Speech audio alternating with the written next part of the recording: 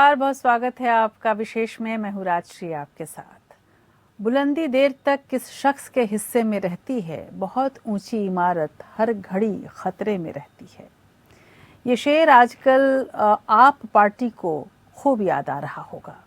कभी नैतिक बुलंदियों का पैमाना बनी आम आदमी पार्टी आज हर घड़ी खतरे के इंतजार में है। जब किसी सत्ताधारी दल का मुख्यमंत्री भ्रष्टाचार के आरोप में गिरफ्तार किया जाता है तो आरोप प्रत्यारोप को परे रखकर आत्मनिरीक्षण का वक्त आ जाता है। आम आदमी पार्टी के लिए ये पल और भी ज्यादा खास है, ज्यादा मायने रखता है। भ्रष्टाचार के खिलाफ आवाज बुलंद करने वाली पार्टी के आज दर्जनों बड़े नेता या तो भ्रष्टाचार के मामले में आरोपित हैं या फिर दोषी पाए गए हैं। क्या कारण है कि भ्रष्ट सिस्टम से लड़ने का बुलंद इरादा रखने वाले आज खुद इसी सिस्टम के शिकार हो गए? ये आज हम समझेंगे विशेष में।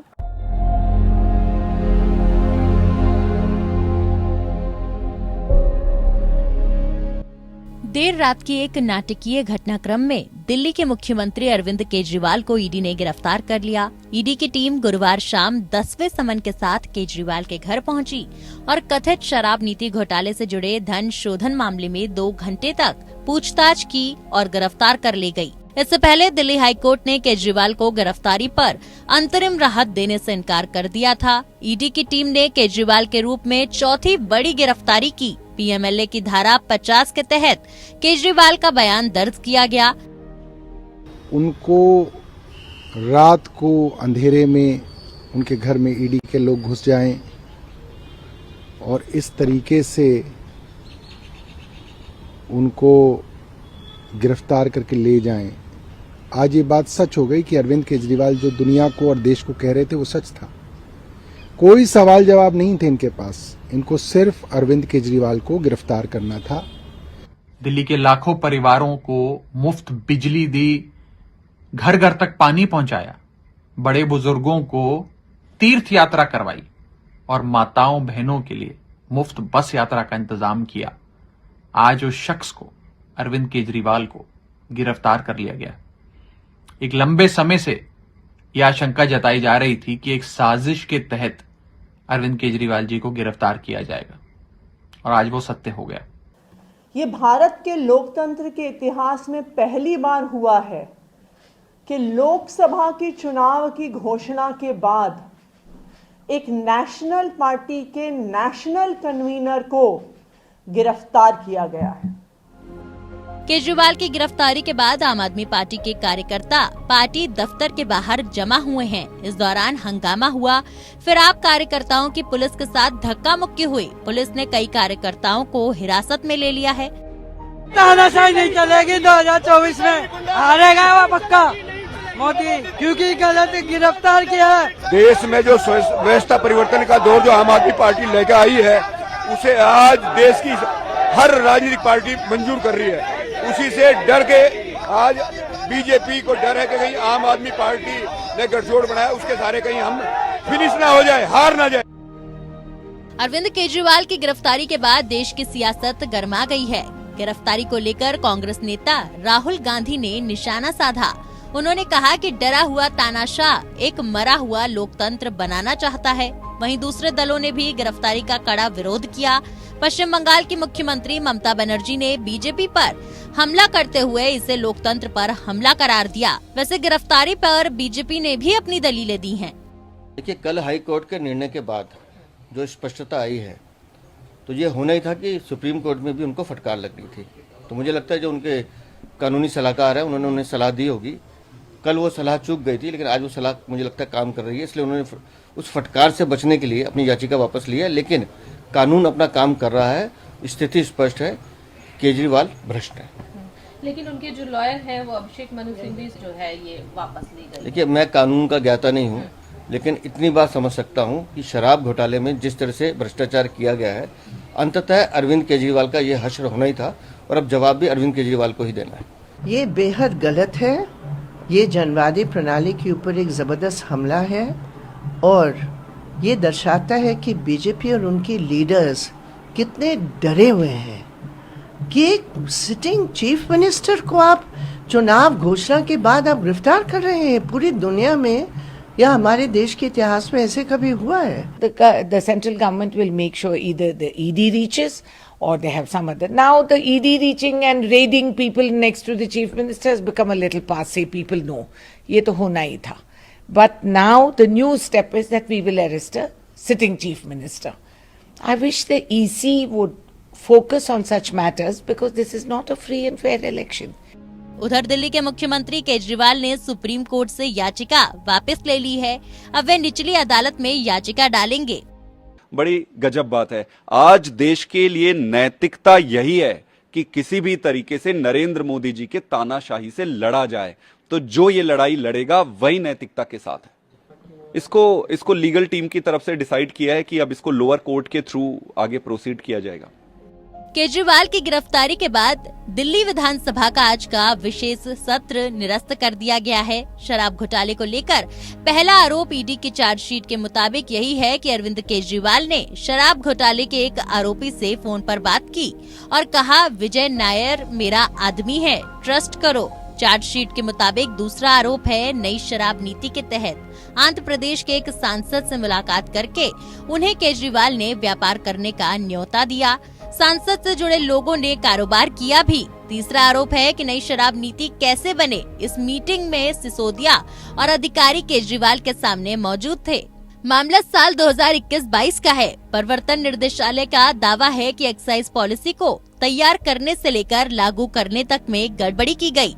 कथित शराब घोटाले में राज्य सरकार को 2,873 करोड़ रुपए का घाटा हुआ है। आरोप है कि दक्षिण भारत के शराब कारोबारियों को फायदा पहुंचाने के लिए दिल्ली सरकार ने 136 करोड़ रुपए लाइसेंस फीस माफ कर दी। इसके एवज में 100 करोड़ रुपए लिए गए। इस कथित घोटाले में तेलंगाना के पूर्व सीएम के चंद्रशेखर राव की बेटी के कविता भी शामिल हैं। वो इस समय ईडी की कस्टडी में हैं। बहरहाल केजरीवाल की जंग अब अदालत में भी चलेगी। Bureau report, APN।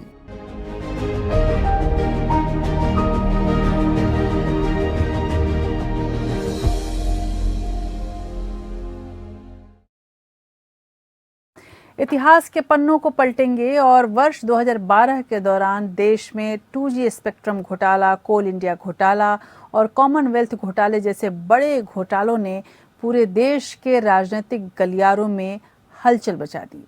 इस उथल-पुथल के बीच भ्रष्टाचार विरोधी आंदोलन शुरू होता है। भ्रष्टाचार के खिलाफ मोर्चा खोला गया। लोकप्रिय समाजसेवी, भ्रष्टाचार विरोधी कार्यकर्ता के और तमाम कार्यकर्ताओं के भीष्म पितामह के रूप में अन्ना हजारे को उतारा गया। इस आंदोलन का उद्देश्य भारत में जन लोकपाल का गठन करना था।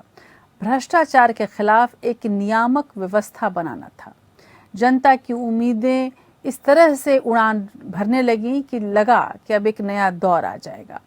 दिल्ली की सड़कों पर क्रांति की आंधी सी चल पड़ी। जन सैलाब ऐसा था कि जेपी आंदोलन की याद आने लगी।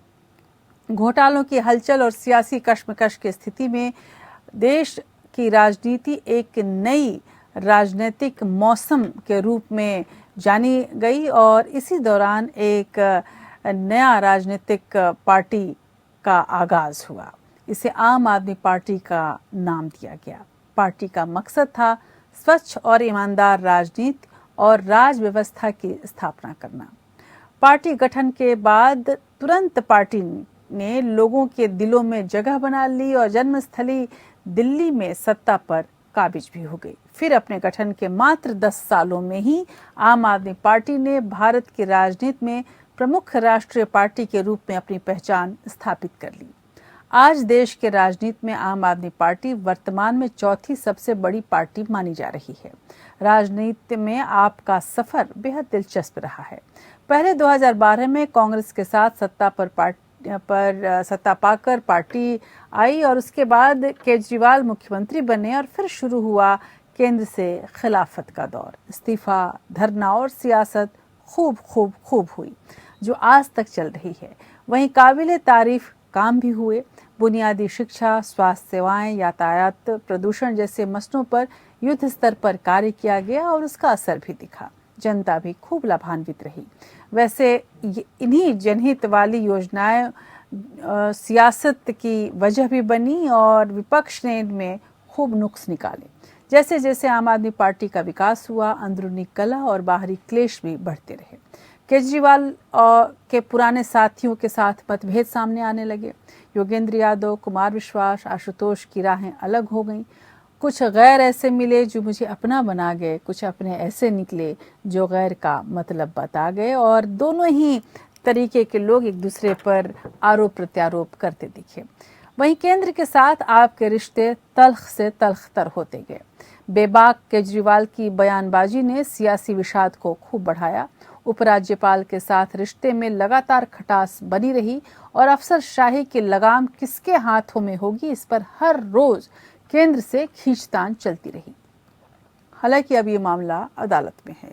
आज टीम केजरीवाल केंद्र की रेड कार्रवाई के निशाने पर है। भ्रष्टाचार की परछाई हर नेता पर पड़ चुकी है। केजरीवाल अपनी सरकार को बचाने में जुटे हैं, लेकिन देश के दूसरे राज्यों में विस्तार भी कर रहे हैं। पंजाब में वे सरकार बना चुके हैं, भिड़ंत वहां भी है। गोवा, गुजरात में आप मजबूत हो चुकी है। कर्नाटक, महाराष्ट्र, राजस्थान, मध्य प्रदेश और उत्तर प्रदेश में भी अपने पैर फैलाने की कोशिश में है। इन हालातों में बीजेपी के लिए कल तक वोट काटने वाली पार्टी बनी आप आज एक खतरा है। विडंबना ये भी है कि भ्रष्टाचार को मटियामेट करने के लिए उभरी पार्टी आज खुद भ्रष्टाचार के जाल और कलंक से लिपट चुकी है। आज आपके सामने सबसे बड़ी चुनौती है कि अपनी खोई हुई विश्वसनीयता और साख को वापस कैसे लाए।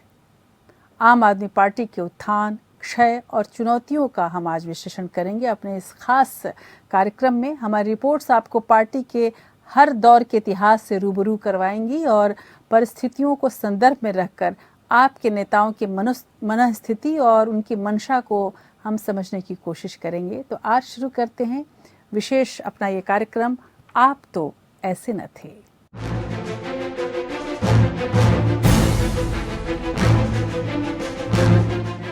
दिल्ली शराब नीति केस में पीएमएलए कोर्ट ने मुख्यमंत्री अरविंद केजरीवाल को 6 दिन तक ईडी की रिमांड पर भेज दिया है। कथित शराब नीति घोटाले पर दिल्ली के सीएम अरविंद केजरीवाल के रिमांड पर ईडी की मांग थी कि जिस पर एमएलए कोर्ट ने सुनवाई की। वहीं सुनवाई के लिए जाते हुए केजरीवाल ने कहा कि मेरा जीवन देश के लिए समर्पित है। मेरा जीवन देश के लिए समर्पित है और चाहे मेरा जीवन देश के लिए समर्पित है और चाहे additional solicitor general S V Raju ने कोर्ट को बताया कि दिल्ली के मुख्यमंत्री शराब व्यापारियों से रिश्वत मांगने की मुख्य साजिशकर्ता है। केजरीवाल ने दूसरे नेताओं के साथ मिलकर साजिश रची। केजरीवाल शराब नीति की कार्यान्वयन में सीधे रूप से शामिल थे। पीएमएलए के तहत इस पूरे मामले में उन पर कई आरोप है। ईडी ने कहा कि एक्सपर्ट कमेटी जिसका काम शराब नीति के लिए राय लेने का था, उसने कोई काम नहीं किया। मनीष सिसोदिया ने भी मामले में मुख्य भूमिका निभाई। सिसोदिया की जमानत सुप्रीम कोर्ट ने खारिज कर दी। विजय नायर केजरीवाल के लिए काम कर रहा था। वह आम आदमी पार्टी और साउथ ग्रुप के बीच बिचौलिए का काम कर रहा था। इतना ही नहीं, मनीष सिसोदिया ने विजय नायर को केजरीवाल के घर बुलाया और शराब नीति से जुड़े दस्तावेज दिए। एएस राजू ने कहा कि विजय नायर साउथ ग्रुप और केजरीवाल के साथ के कविता के लिए मिडलमैन और उनके लिए काम कर रहा था। ईडी ने कहा कि केजरीवाल ने साउथ ग्रुप से किकबैक लेने के लिए उनके हिसाब से शराब पॉलिसी में बदलाव किए। एएसजी ने कहा कि अरविंद केजरीवाल ने एहसान के बदले साउथ ग्रुप से रिश्वत की मांग की। इस बात की पुष्टि बयानों से होती है। केजरीवाल सीधे तौर पर नीति निर्माण में शामिल थे। केजरीवाल गोवा चुनाव अभियान के साथ साथ अपराध की आय के प्रबंधन में भी शामिल थे। केजरीवाल पार्टी के मुखिया है। एएसजी राजू ने राघव मुंगटा के बयान का हवाला दिया कि केजरीवाल चुनाव के लिए 100 करोड़ की फंडिंग चाहते थे। मुंगटा पिता पुत्र दोनों ने इस बयान की तस्दीक की है। वह मामले में सरकारी गवाह बन चुके सारथ रेड्डी का बयान है कि केजरीवाल चाहते थे कि उनके पिता दिल्ली में शराब कारोबार का चेहरा बने। उस बयान के मुताबिक केजरीवाल ने शरद रेड्डी को विजय नायर पर भरोसा रखने को कहा था। विजय नायर केजरीवाल का दाहिना हाथ है। वो केजरीवाल के लिए किकबैक इकट्ठा करता था, पॉलिसी लागू कराना और जो ना माने उसे धमकाने का काम करता था। एएसजी ने कहा कि अपराध की आय में न केवल वह 100 करोड़ रुपए की रिश्वत बल्कि रिश्वत देने वालों द्वारा कमाया गया मुनाफा भी शामिल है, जो 600 करोड़ रुपए से अधिक था। साउथ ग्रुप से मिले 45 करोड़ का इस्तेमाल आम आदमी पार्टी ने 2021 से 22 में गोवा कैंपेन में किया। एएसजी ने कहा कि सभी विक्रेताओं ने कुछ हद तक रिश्वत नकद भुगतान किया। हमारे पास चैट भी है जो इसकी पुष्टि करते हैं। अधिकांश विक्रेताओं ने अधिकतम सीमा तक नकद भुगतान किया।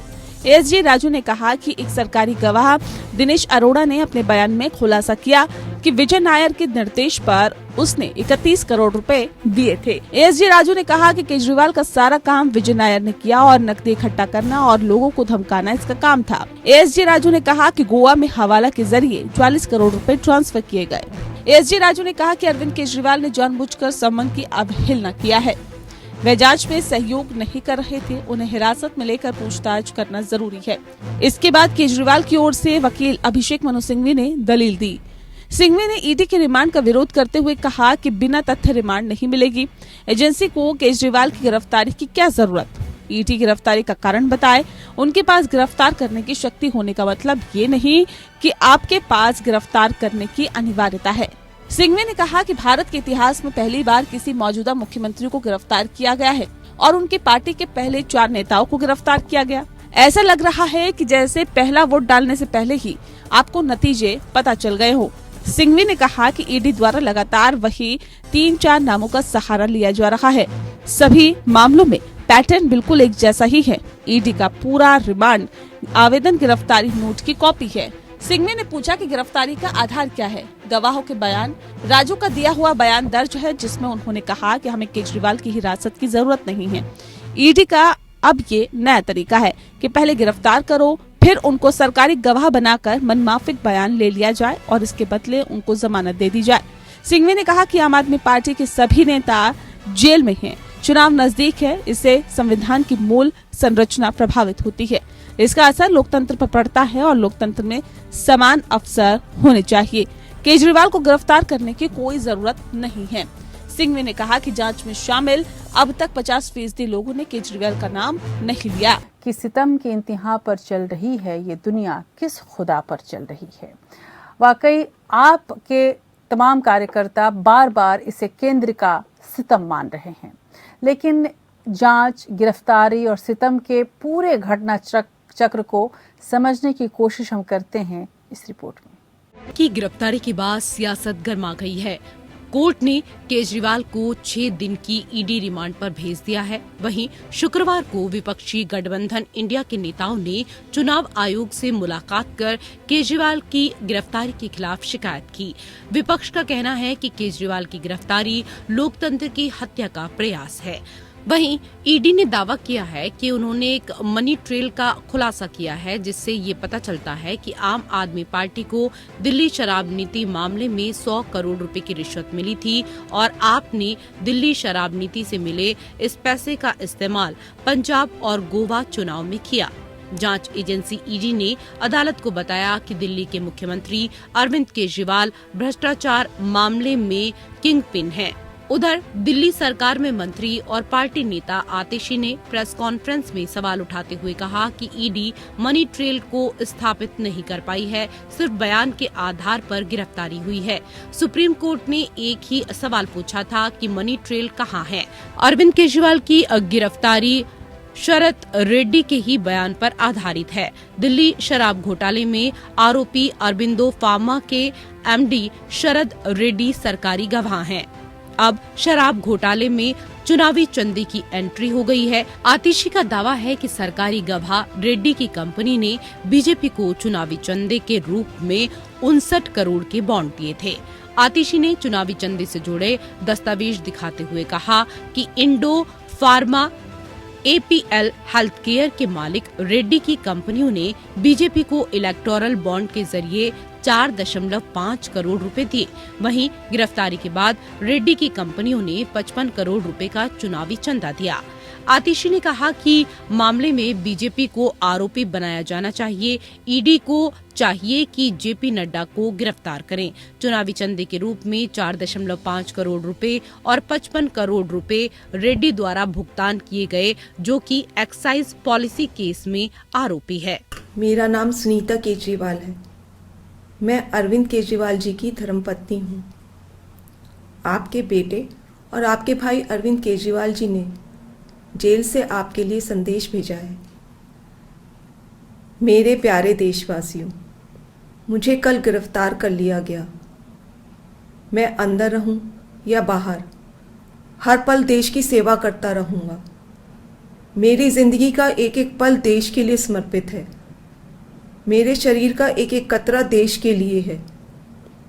इस पृथ्वी पर मेरा जीवन ही संघर्ष के लिए हुआ है। आज तक बहुत संघर्ष किए, आगे भी मेरी जिंदगी में बड़े बड़े संघर्ष लिखे हैं। इसीलिए ये गिरफ्तारी मुझे अचंभित नहीं करती। आपसे मुझे बहुत प्यार मिला है। पिछले जन्म में ज़रूर मैंने बहुत पुण्य किए होंगे जो मैं भारत जैसे महान देश में पैदा हुआ। हमें मिलकर फिर से भारत को महान बनाना है, दुनिया का सबसे शक्तिशाली और नंबर 1 देश बनाना है। दिल्ली की मेरी माँ बहनें सोच रही होंगी, केजरीवाल तो अंदर चला गया, पता नहीं अब 1000 रुपया मिलेगा या नहीं। मेरी सभी माताओं और बहनों से अपील है, अपने भाई और अपने बेटे पर भरोसा रखो। ऐसी सलाखें नहीं जो आपके भाई और आपके बेटे को ज़्यादा दिन अंदर रख सके। मैं जल्द बाहर आऊँगा और अपना वादा पूरा करूँगा। आपका भाई, आपका बेटा लोहे का बना है, बहुत मजबूत है। बस एक विनती है, एक बार मंदिर ज़रूर जाना और भगवान से मेरे लिए आशीर्वाद मांगना। एक सवाल बार बार उठा है कि मनी ट्रेल कहाँ है, पैसा कहाँ गया। ऐसा कहा गया कि शराब खोर कारोबारियों को मुनाफा पहुंचा, बहुत ज्यादा मुनाफा पहुंचा। लेकिन अगर उन्हें मुनाफा पहुंचा तो उन्होंने किसको रिश्वत दी, उन्होंने किसको पैसे दिए? भारतीय जनता पार्टी, केंद्र सरकार, SBI, इलेक्शन कमीशन सब कोशिश कर रहे थे इलेक्टोरल बॉन्ड किस कंपनी ने किस पार्टी को दिया, ये जांच जो है ये सुप्रीम कोर्ट ना करे और ये डिटेल्स बाहर ना आए। मगर जब से ये डिटेल्स बाहर आई हैं, बहुत serious questions Bharatiya Janata party से उठते हैं। जो कंपनी मनी लॉन्ड्रिंग कर रही है या जो आदमी मनी लॉन्ड्रिंग कर रहा है, आपकी ईडी उसको छापा मार रही है, आपकी ईडी उसको गिरफ्तार कर रही है, वो कंपनी आपको चंदा दे रही है। और 1-2 नहीं, 59.5 करोड़, 59.5 करोड़ रुपए का चंदा भारतीय जनता पार्टी ने लिया है। उनके अकाउंट से इनके अकाउंट में आया है, सबूत है। उधर अब पंजाब शराब नीति भी बीजेपी के निशाने पर है। बीजेपी ने इसकी भी जांच की मांग की बात कही है। वहीं भारतीय जनता पार्टी की पंजाब प्रदेश इकाई के अध्यक्ष सुनील जाखड़ ने कहा कि पार्टी का एक प्रतिनिधि मंडल चुनाव आयोग से संपर्क करेगा और राज्य की आबकारी नीति की ईडी से जांच कराए जाने की मांग करेगा। जाखड़ ने दावा किया कि पंजाब की आबकारी नीति भी दिल्ली की तर्ज पर तैयार की गई है। उन्होंने कहा कि दिल्ली की जिस आबकारी नीति के लिए केजरीवाल को आज यह दिन देखना पड़ रहा है, उसी मॉडल को उनकी सरकार ने पंजाब में दोहराया है। आज एक दुर्घटना और घट गई। इनका दूसरा राज्य पंजाब, जहां ये सत्ता में इसलिए आए थे कि हम नशे के खिलाफ अभियान चलाएंगे। मुख्यमंत्री 4 महीने में अपनी ही लोकसभा की सीट उपचुनाव में हार गए थे। पिछले कल जो वहां पर घटा है, 20 से ज्यादा लोगों की जान चले गई शराब, नकली शराब के चलते।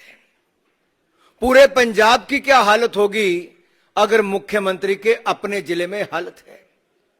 शराब आम आदमी पार्टी को कहां तक ले डूबेगी। ऐसा कोई बचा नहीं जिसको उन्हें ठगा नहीं। जो घटनाएं पिछले कुछ दिनों से जिनका बोलबाल था, वो जो कल घटना घटी है और उसका जो प्रभाव है वो देशव्यापी है।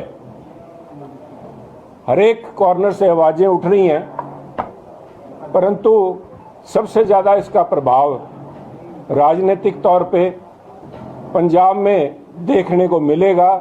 ये हम पहले भी मिला है। उधर ईडी ने आम आदमी पार्टी के एक और नेता को निशाने पर ले लिया। ईडी की टीम ने शनिवार सुबह मटियाला से आप विधायक गुलाब यादव के ठिकानों पर छापा मारा। हालांकि इस मामले में भी आपका आरोप है कि ईडी केंद्र सरकार के इशारे पर कार्य कर रही है ताकि कोई नेता केंद्र सरकार के खिलाफ आवाज नहीं उठा सके। Bureau report, APN। Gopal Das Neeraj का एक कविता है और वो कविता कुछ यूं है कि खुदकुशी करती है आपस की सियासत कैसे, हमने ये फिल्म नई खूब इधर देखी है। जी हाँ, आपस की सियासत कैसे खुदकुशी करती है, आम आदमी पार्टी के इतिहास से साफ झलकता है। 2011 में इंडिया अगेंस्ट करप्शन आंदोलन से निकले मैग्सेसे अवार्ड विजेता और जुझारू एक्टिविस्ट अरविंद केजरीवाल ने राजनीतिक पार्टी बनाई और नाम रखा आम आदमी पार्टी। चुनाव चिन्ह लिया झाड़ू।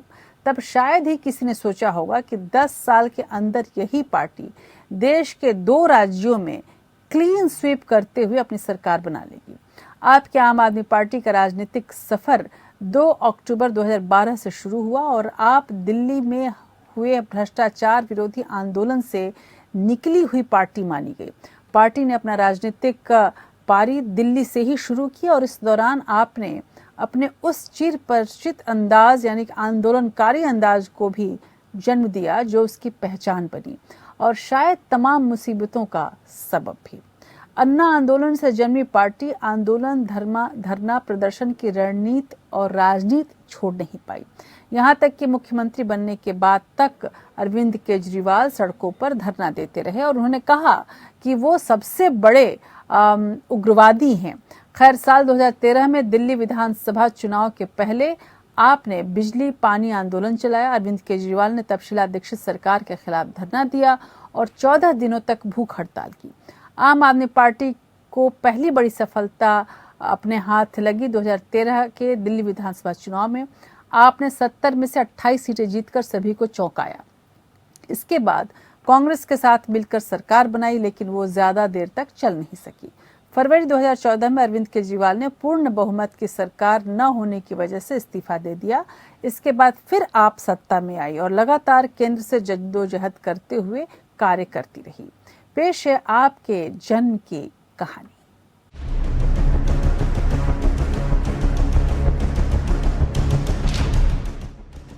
6 अप्रैल 2011 दिल्ली का जंतर मंतर। किशन बापट बापूराव उर्फ अन्ना हजारे ने जन लोकपाल कानून के लिए पहला अनशन किया। अन्ना की ये दिल्ली में पहली दस्तक थी, इतनी जोरदार कि सत्ता के गलियारे तक हिलते नजर आए।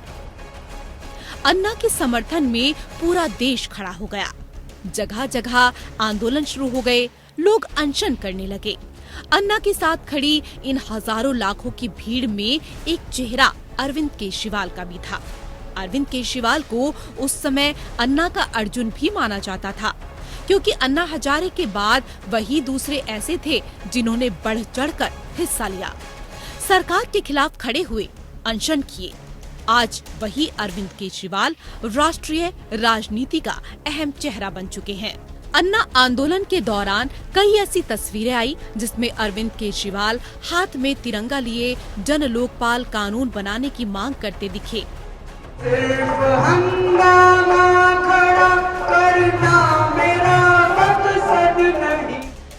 उन्हें कई बार गिरफ्तार भी किया गया। अन्ना आंदोलन लंबे वक्त तक चला। सरकार से कई बार बातचीत भी हुई, हड़ताल हुई, लेकिन इन सब के बावजूद जन लोकपाल कानून नहीं बन पाया। हाँ, उसको लिए तो मैं धन्यवाद करूंगा कि एक जीरो से उसने ये लड़ाई लड़ी, लेकिन हम लोग जो सोच रहे थे वो कहाँ तक पूरा होगा वो शंका है। लोकतंत्र देश में लाना, अभी अरविंद बहुमत से नहीं आया, किसी न किसी का सहारा लेना पड़ेगा।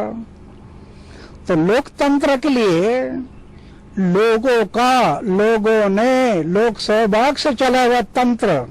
फिर आया 2012 का 2 अक्टूबर, वो तारीख जिस दिन अरविंद केजरीवाल ने राजनीतिक पार्टी बनाने का ऐलान किया कि आने वाले नवंबर के महीने में दिल्ली विधानसभा में हम चुनाव लड़ेंगे, चुनाव जीतेंगे।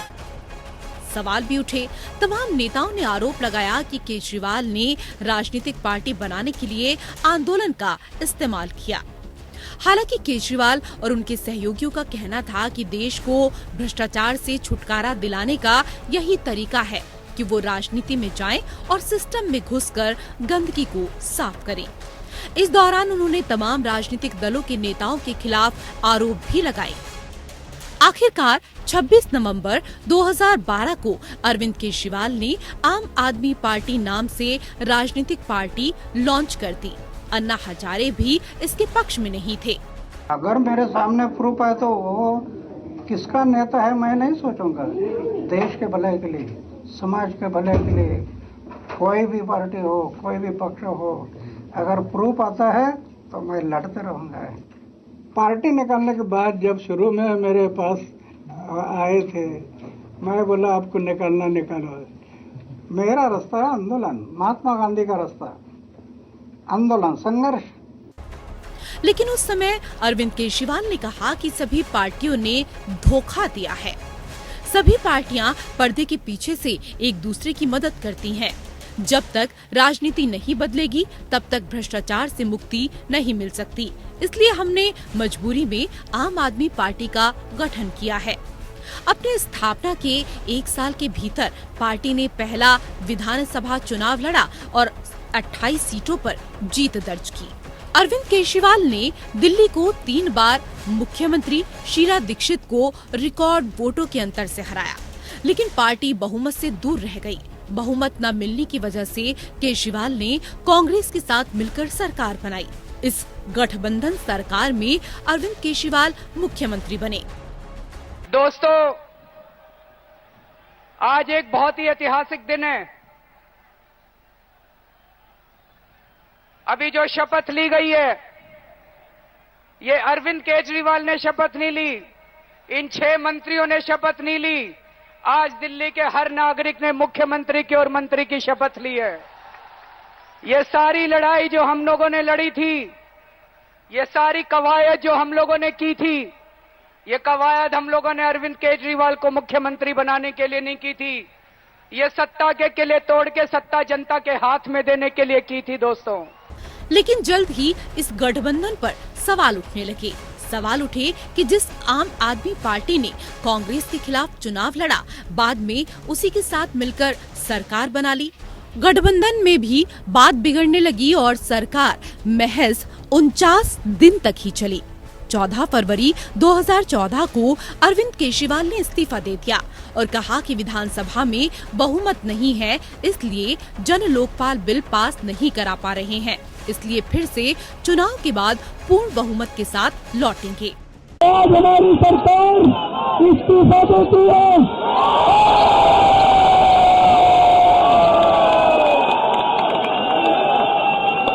आज हमारी सरकार इस्तीफा देती है। लोकपाल बिल के लिए, लोकपाल बिल के लिए मुख्यमंत्री की कुर्सी देनी पड़े, मुख्यमंत्री की कुर्सी में छोड़े करने के लिए तैयार है। अरविंद केजरीवाल के मुख्यमंत्री पद से इस्तीफा देने के बाद दिल्ली में राष्ट्रपति शासन लागू हो गया। करीब साल भर तक राष्ट्रपति शासन रहने के बाद चुनावों का ऐलान हुआ। जिस आम आदमी पार्टी की उम्र केवल 2 साल थी, उसने दिल्ली की 70 में से 67 सीटें जीतकर इतिहास रच दिया। जिस पार्टी के पास कभी कुछ नहीं था, उसने पूरी दिल्ली का दिल जीत लिया था।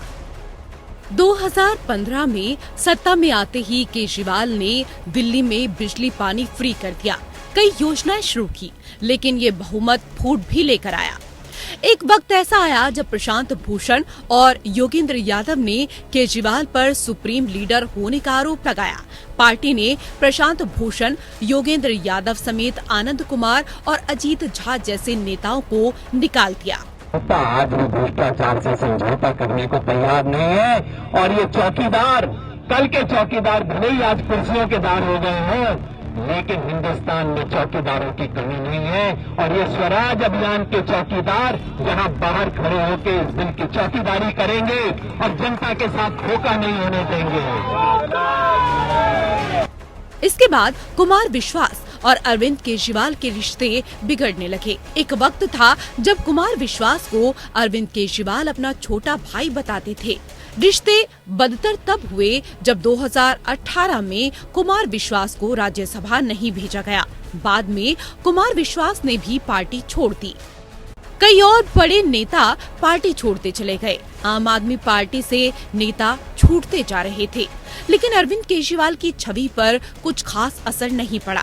फरवरी 2020 में दिल्ली में जब विधानसभा चुनाव हुए तो आम आदमी पार्टी ने फिर चमत्कार कर दिखाया।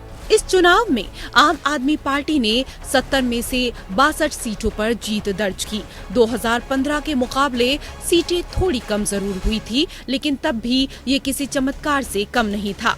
इसके बाद आपके विस्तार का सिलसिला बदस्तूर जारी रहा। मजबूरी में शुरू हुई आम आदमी पार्टी आज देश की राष्ट्रीय पार्टी बन गई। बीजेपी, कांग्रेस और तृणमूल कांग्रेस के बाद चौथे नंबर की पार्टी है, जिसके देश में सबसे ज्यादा विधायक हैं। दिल्ली और पंजाब में सरकार है, एमसीडी पर भी कब्जा हो गया है। गुजरात और गोवा में पार्टी की एंट्री हो चुकी है। तो आम आदमी पार्टी को एक बात जो बेहद खास बनाती है वो ये है कि पार्टी किसी भी पहचान, भाषा, संस्कृति, समुदाय, जाति, धर्म, क्षेत्र से जुड़ी पार्टी नहीं है, बल्कि एक राष्ट्रीय आंदोलन से निकली हुई पार्टी है जिसमें देश के सभी हिस्सों से आए हुए लोग शामिल हुए। पार्टी ने अपने प्रतीकों के रूप में महात्मा गांधी, बाबा साहब आम्बेडकर और भगत सिंह जैसे शख्सियतों को चुना और वहीं शुरुआती दौर में हर क्षेत्र से ईमानदार और काबिल लोग पार्टी से जुड़ते रहे। लेकिन बाद में पार्टी के अंदरूनी कलह और नीति रणनीति और आपसी स्वार्थ से उनका मोहभंग हुआ और उन्होंने पार्टी छोड़नी शुरू कर दी। और ये आपकी विडंबना है। एक नए दौर और स्वच्छ राजनीति, भ्रष्टाचार मुक्त सिस्टम का वादा करके सत्ता पर आने वाली आम आदमी पार्टी आज मझधार में इन्हीं विडंबनाओं की वजह से है। उसे फिलहाल न तो माया मिलती दिख रही है और न ही राम, यानी कि सियासत की जमीन पार्टी के नीचे से मानो खिंची सी जा रही है। भ्रष्टाचार से दो हाथ करते पार्टी को पता ही नहीं चला कि ये दीमक उसे कब चाट गया। आज पार्टी के दर्जनों ऐसे नाम हैं जो भ्रष्टाचार के दोषी हैं या आरोपी हैं।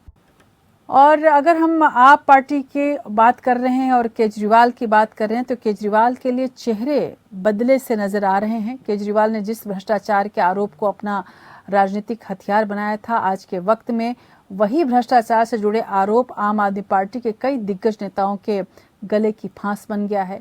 आम आदमी पार्टी ने दिल्ली की जनता के बीच ये कहकर पकड़ बनाई थी कि वो परंपरागत पार्टियों से अलग राजनीति करेगी, जनता को महत्व देगी, चाहे नीतिगत फैसला लेना हो या उन फैसलों को लागू करना हो।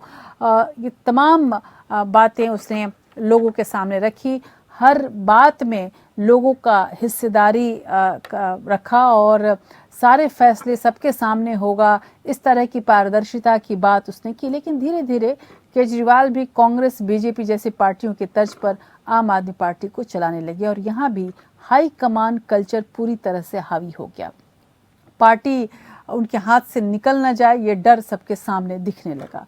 कई ऐसे मौके भी आए जहां पर दिखा कि केजरीवाल का रवैया लगभग तानाशाह की तरह ही है।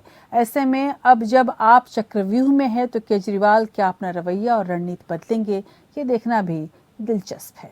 और आप देख रहे हैं आम आदमी पार्टी की कहानी। घरों पे नाम थे, नामों के साथ ओहदे थे, बहुत तलाश किया, कोई आदमी न मिला। दिल्ली के मुख्यमंत्री अरविंद केजरीवाल को राजकाज चलाते हुए बड़े ओहदे या यूं कहें कि उपराज्यपाल के साथ कामकाज करते हुए हमेशा मायूसी ही मिली। जी हाँ, जंग की बात जाहिर रही और दिल्ली में आम आदमी पार्टी और उपराज्यपाल के रिश्ते कभी भी सहज नहीं रहे। दिसंबर 2022 में एमसीडी चुनाव के नतीजों के बाद से दिल्ली के उपराज्यपाल विनय कुमार सक्सेना और दिल्ली सरकार के बीच अधिकारों को लेकर टकराव बढ़ता रहा।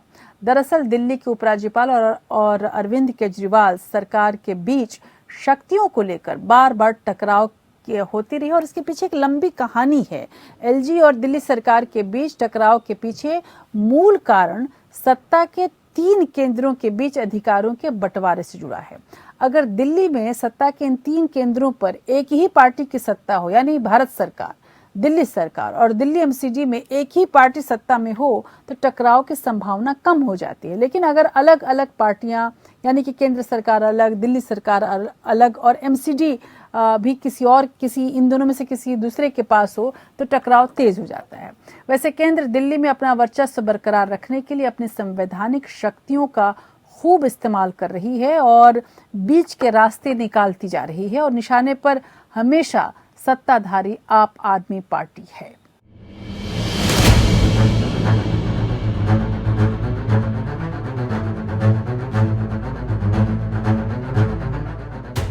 आम आदमी पार्टी और उपराज्यपाल की जंग ने हमेशा सुर्खियां बनाई हैं। दिल्ली की सत्ता में 3 केंद्र हो जाते हैं। पहला उपराज्यपाल, दूसरा दिल्ली सरकार और तीसरा दिल्ली नगर निगम यानी कि एमसीडी। उपराज्यपाल और दिल्ली सरकार के बीच टकराव के पीछे मूल कारण सत्ता के 3 केंद्रों के बीच अधिकारों के बंटवारे से जुड़ा है। अगर दिल्ली में सत्ता के इन 3 केंद्रों पर एक ही पार्टी की सत्ता हो, यानी भारत सरकार, दिल्ली सरकार और दिल्ली एमसीडी में एक ही पार्टी सत्ता में हो, तो टकराव की संभावना कम हो जाती है। लेकिन अगर अलग अलग पार्टियां केंद्र सरकार, दिल्ली सरकार और एमसीडी में हो, तो टकराव तेज हो जाता है। उसमें भी बीते 8 साल में एलजी ऑफिस और दिल्ली सरकार के बीच अधिकारों के बंटवारे को लेकर तनातनी ज्यादा होने लगी है। संविधान के 69वें संशोधन अधिनियम 1991 से दिल्ली की सियासत बदल गई।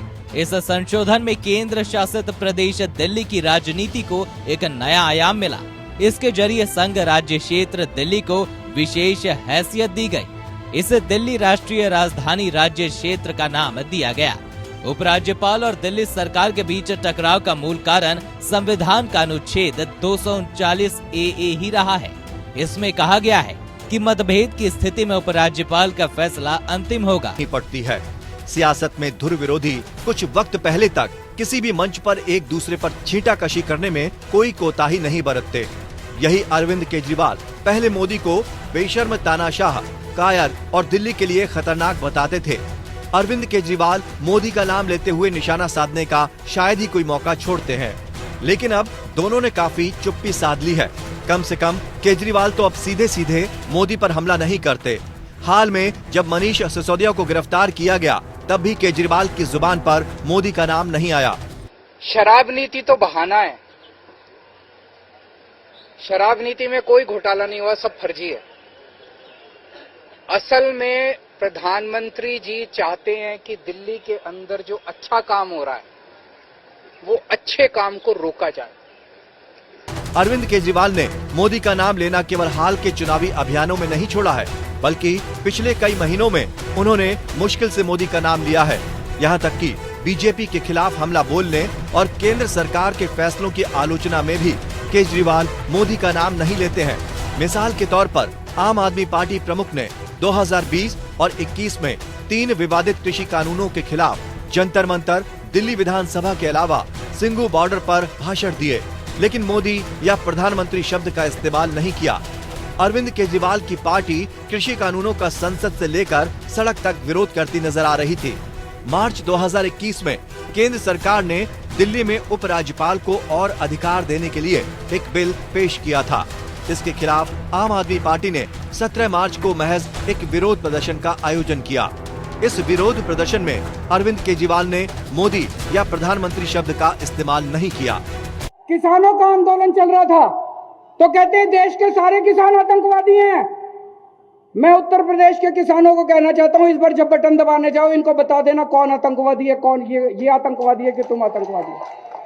पिछले साल यानी 2021 में 18 अप्रैल से 26 अप्रैल तक दिल्ली जब कोविड की दूसरी लहर में ऑक्सीजन की कमी से जूझ रही थी, तब भी आप सुप्रीमो ने मोदी या प्रधानमंत्री शब्द के इस्तेमाल से परहेज किया था। दिल्ली सरकार ने पर्याप्त ऑक्सीजन की आपूर्ति नहीं करने के लिए केंद्र सरकार को जिम्मेदार ठहराया था। 2022 में उन्होंने केंद्र या बीजेपी की आलोचना में किए गए किसी ट्वीट में मोदी शब्द का उल्लेख नहीं किया। 2021 में अरविंद केजरीवाल ने अपने ट्वीट में एक बार मोदी शब्द लिखा, जब उन्होंने प्रधानमंत्री को जन्मदिन की बधाई दी। सबसे दिलचस्प ये है कि 23 मई 2019 को आम चुनाव के नतीजों की घोषणा हुई और बीजेपी को जबरदस्त जीत मिली, तब से अरविंद केजरीवाल ने मोदी शब्द का इस्तेमाल लगभग छोड़ ही दिया है। पुराने केजरीवाल चुनावी अभियानों में मोदी को जमकर निशाने पर लेते थे। मिसाल के तौर पर 2019 में केजरीवाल ने अपने ट्वीट में मोदी का नाम 27 बार लिखा। 23 मई के बाद अरविंद केजरीवाल ने अपने ट्वीट में मोदी का नाम लिखना बंद कर दिया। 2020 में अरविंद ने एक बार फिर मोदी शब्द का इस्तेमाल किया। 2021 में केजरीवाल ने मोदी का एक बार भी नाम नहीं लिया और 2022 में भी इसी राह पर वो आगे बढ़े। इसी तरह आम आदमी पार्टी प्रमुख ने हिंदी में किए गए ट्वीट्स में 2019 में 53 बार मोदी के नाम लिए, लेकिन ये सारे ट्वीट्स 23 मई 2019 के पहले के थे। 2020 में एक बार और 2021 में एक बार भी केजरीवाल ने मोदी का नाम लिखते हुए कोई ट्वीट नहीं किया। माना जाता है कि केजरीवाल का ये कदम सूझबूझ भरा है। केजरीवाल को लगा कि मोदी पर हमला फायरबैक कर सकता है और वही मोदी लोगों के बीच अब भी लोकप्रिय हैं। लोग बीजेपी से नाखुश हो सकते हैं, लेकिन वे सोचते हैं कि मोदी अच्छा काम कर रहे हैं। वहीं अरविंद केजरीवाल को दिल्ली में सरकार चलानी है और बिना केंद्र के सहयोग से ये काम मुश्किल है। ऐसे में वो सीधे भिड़ना नहीं चाहते हैं। दिल्ली में सरकार और प्रशासन में राज्य सरकार से ज्यादा केंद्र की भूमिका है। दिल्ली पुलिस के अलावा ब्यूरोक्रेट्स के ट्रांसफर और पोस्टिंग का जिम्मा भी केंद्र के पास ही है। इसके साथ ही जिस तरह केंद्र जांच एजेंसियों के जरिए केजरीवाल सरकार पर हावी हुआ है, वो भी उन्हें चुप्पी साधने को मजबूर कर रहा है। Bureau report.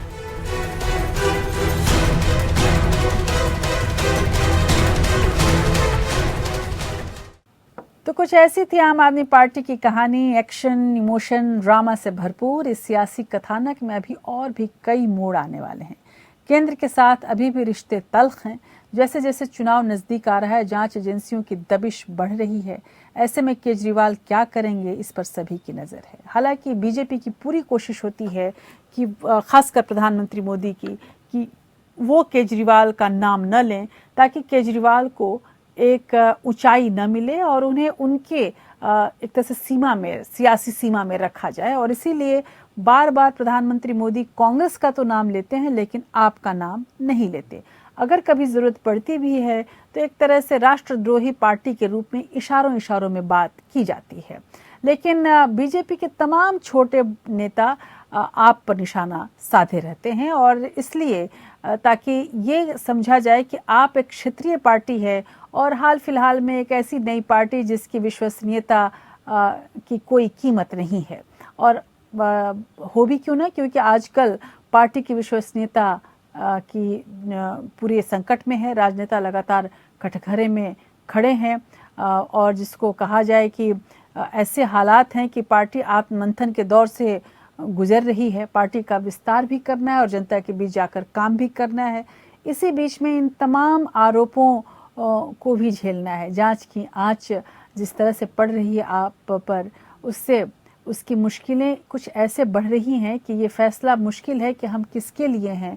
गुस्ताख न समझो तो मुझे इतना बता दो, अपनों पर सितम है तो कर्म किसके लिए हैं।